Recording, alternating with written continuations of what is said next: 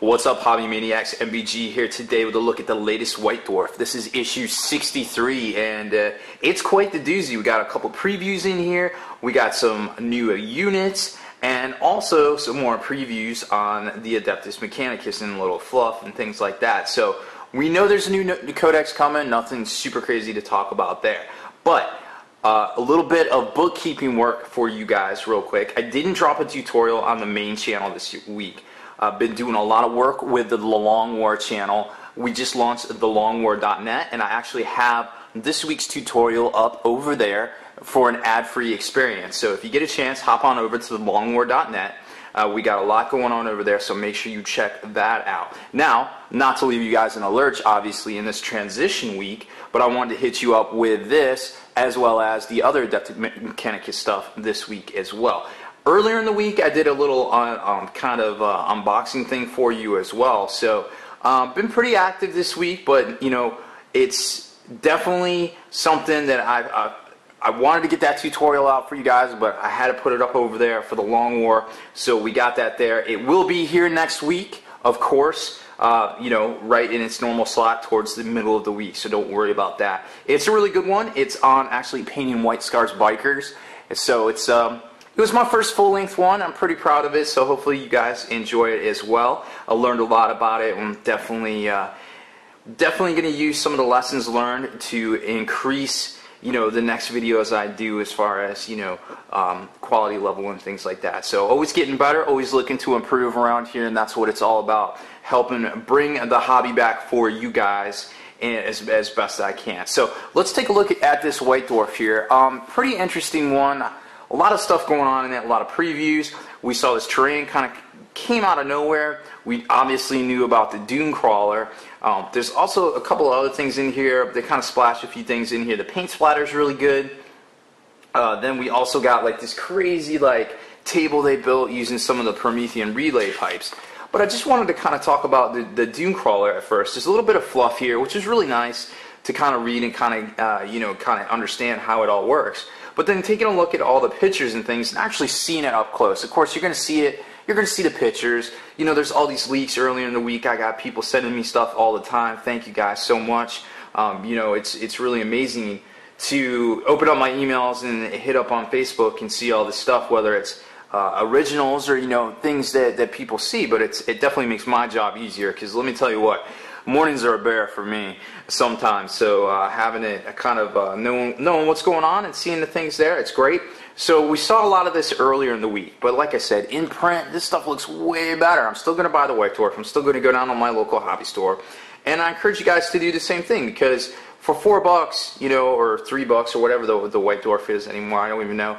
It's, you know, it's a really good resource. Now, they're not all good. I'm not gonna, you know, I'm not gonna sell you a piece of swampland in Florida here, but they're not all good. But the majority of them are good, and I think they're definitely worth picking it up. You know, heading on down to your local store at least once a week to see what's going on, right? So here they are. Now, this kit is really interesting, and I like it. First of all, it reminds me of the Defiler, one of my most favoriteest models ever. I love that thing. But it's got all these weapons. It's got so many different options in this thing, and you can do the pintle mount, you know, gunner up top. You got all sorts of different, you know, you got smoke launchers and things. All sorts of different options on this thing, and if you don't use them, you can use them for other stuff, and it would really work well for converting up 30K models and, you know, Horus Heresy stuff, AdMech, and that. And speaking of that, they also kind of have talk a lot about that and kind of the differences between all the different armed forces, so to speak, of the AdMech in the Codex, which we're going to get to. It'll probably be the next video in the series. You know, posting up today. So lots of stuff there. Then they showcased the Plasma Obliterator. Of course, we saw that earlier in the week. But let's take a look at it. I mean, this thing's pretty cool looking. It's got, you know, it's a medium building, so it can house a lot of guys, access points, firing points. You know, it's really well detailed. I haven't got my hands on the kit. I don't know, like, if it's one piece, if it's that hard plastic, if it's the resin. We don't really know what's going on there.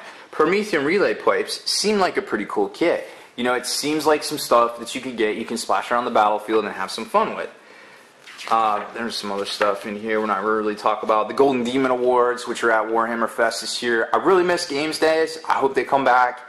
But pretty much for right now, if you're in the US and you want to go to something cool that's on par with Games Day, then definitely check out Adepticon. It's just as big as the Games Day. They have the Crystal Brush Awards as well, so lots of cool stuff going on there to kind of get that Games Day feel, you know, without the kind of Games Day, I guess, in the States. But it's a little sad, but I will miss them, and it's a little bittersweet to see a White Dwarf feature, you know, talking about the Golden Demons when there really isn't, for me, a Games Day anymore. It's a little bittersweet, but some of y'all out there might feel me on that. I love this table that they built, you know, using the Realm of Battle City Fight table. Tons and tons of kits. I couldn't even tell you how many kits they used here, but then the Promethean relay pipes, which line up with the tiles pretty well as far as like where the supports go. They seem to fit in very well on the table here, so that's pretty cool. It seems like they really thought those through, and then they kind of show you what you can do as far as, you know, the pipes going through the buildings if you want to get crazy, you know, because you kind of see that on military bases sometimes, and then of course out in the open giving cover to things. So really cool stuff here as far as like the pictures go, really selling the new kits here. You know, you got the overhead pipes on that table as well, some some pieces there going to the underground. Some heavy metal stuff that we don't really need to talk about. Let's talk about the paint splatter on this one here.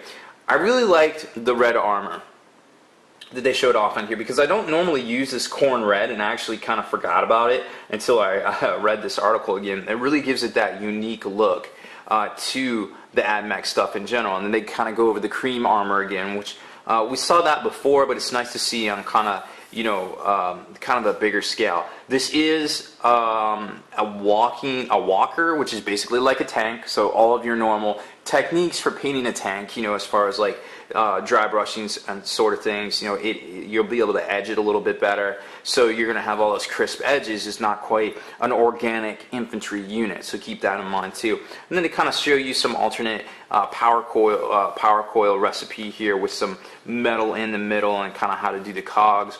Metal, you know, we kind of saw that before. Brass trim, we kind of saw that before. So it's a decent one. The thing that's really cool is the rules for this thing. Now, obviously, this is the week that the Codex is coming out, so we're getting this, but they're also in the Codex. So it's kind of cool, but, you know, it's good to have everything all at once.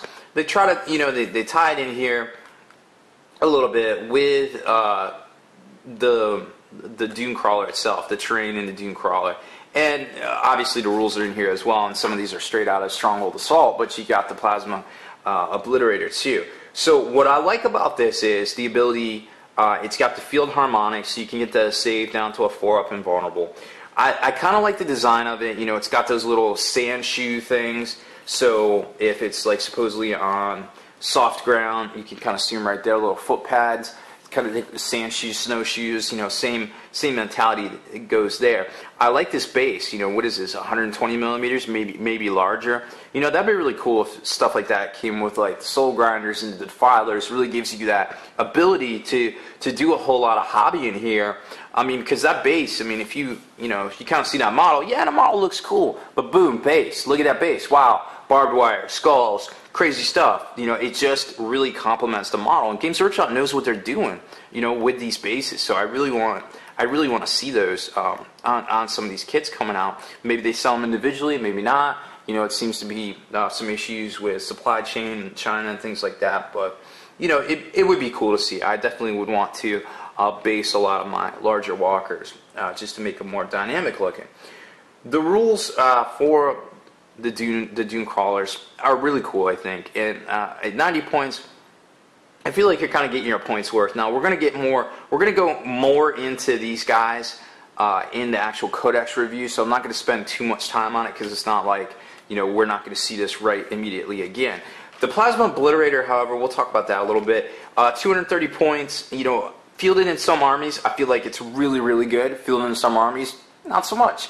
It will do really good against some armies. Against other armies, not so much. So it really just kind of depends, you know, as far as, are you buying it because you want a terrain piece, or are you buying it because you want to put it into your army? So it's definitely want to check yourself there before you make that purchase, and make sure you have, you know, a Dehaskin purpose in mind for this actual kit here. It's, you know, as far as weapons go, great. 72-inch range, pretty much the whole table. 6-foot table, strength 7 AP2 of massive blast. It does get hot. It can hurt some of the troops embarked on it, so be careful there depending on what you're putting in here. Obviously, you don't want to be causing AP2 wounds to your Centurions if they're in here, even though they're 2 wounds. You don't want to hurt them any more than they have to. So just be cognizant of that fact as well. So pretty cool stuff as far as that goes. Then they kind of get into how to put together the terrain a little bit better. More stuff on heraldry. I did want to show you though. They kind of talked about the little plasma glow on the obliterator there, and they just kind of added some white to the end, kind of watered down. So that was really cool to see, giving little tips and tidbits, things there past what the paint splatter article actually was. So as far as this issue goes, it's a good one because you're going to need those. You're going to need the fortification rules because we don't have something with that plasma obliterator in. It seems like kind of towards these little filler issues, we're not really seeing, I guess, what is it? They're kind of throwing stuff in here to kind of make you buy the issue still. Now, one thing I actually didn't talk about in the paint splatter, now this is really interesting, they have more red. Next week, more red, but different. So to me, what that's saying is Eldar Wild Riders, Sam Hain, the crazy jet bike guys. We'll see, but we definitely heard Eldar's coming out next week. We definitely heard there might be jet bikes. And that right there, that's the only thing I can think of. When 1 + 1 + 1 = 3, that's what I'm thinking. I will bet $1 on it. I may lose it. I may owe you all lots of dollars, but that's what I'm thinking right now as far as what might actually come out next week. So that would be really cool to see.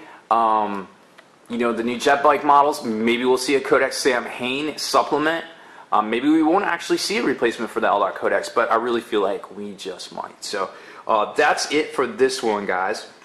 Make sure you stay in the trenches. Subscribe to this YouTube channel. Check out the blog, spikybitsblog.com, and make sure to head on over to thelongwar.net. That's the home of the battle reports. You sign up over there for exclusive content. You can become a veteran of the Long War.